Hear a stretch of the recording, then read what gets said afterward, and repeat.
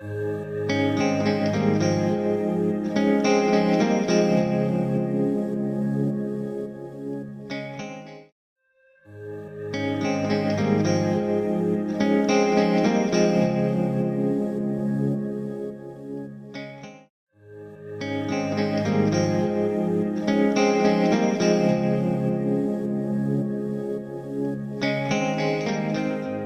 un giorno avremo. El outsourcing es un engendro infernal.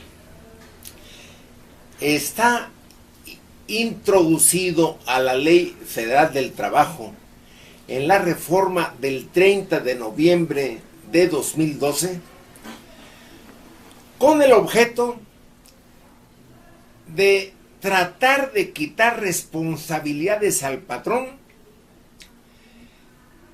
tratando de pasar esas responsabilidades a un contratista que muchas veces no tiene recursos para hacer frente a las responsabilidades con los trabajadores.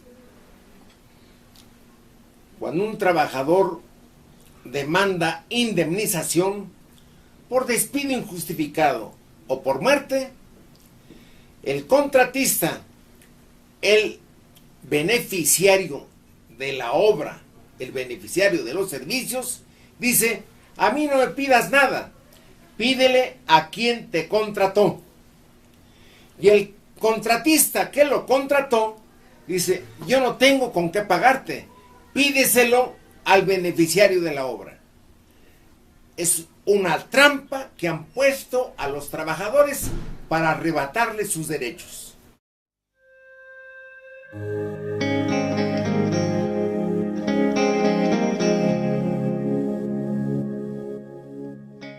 Estoy de acuerdo. Se acusa a los sindicatos, a los líderes sindicales de corruptos.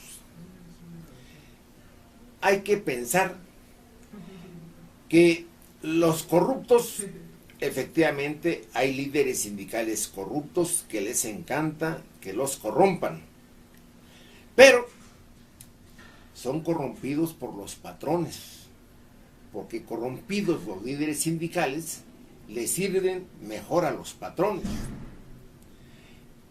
Y hay autoridades gubernamentales que corrompen a los líderes sindicales con el objeto de que les aporten votos a la hora de las elecciones. Entonces, ahí la corrupción no es de los sindicatos, es de tres. Por otra parte,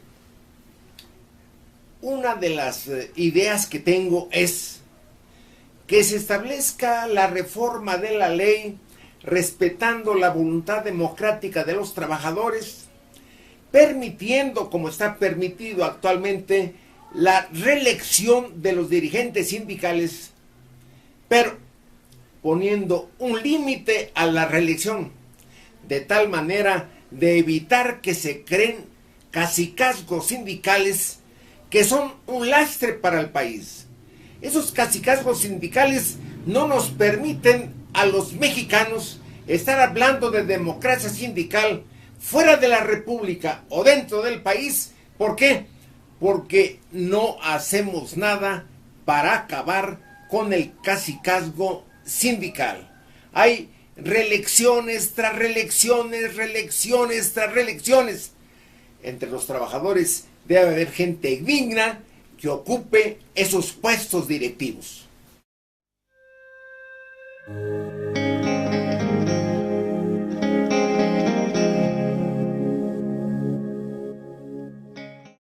Muy importante, porque a partir de la reforma del 11 de junio de 2011, que fue la reforma constitucional, los derechos laborales son derechos humanos.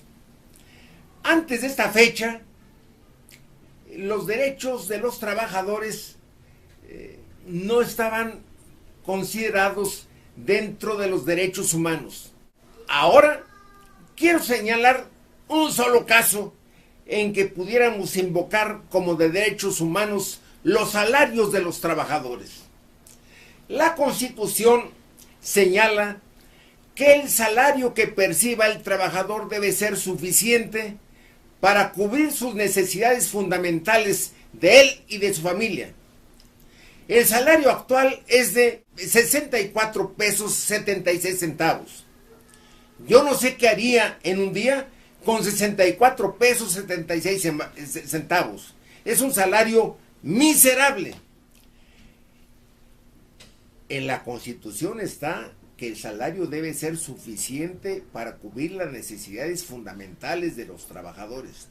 En primer lugar, yo diría que los salarios mínimos en el país son inconstitucionales, pero además contrarios a los derechos humanos.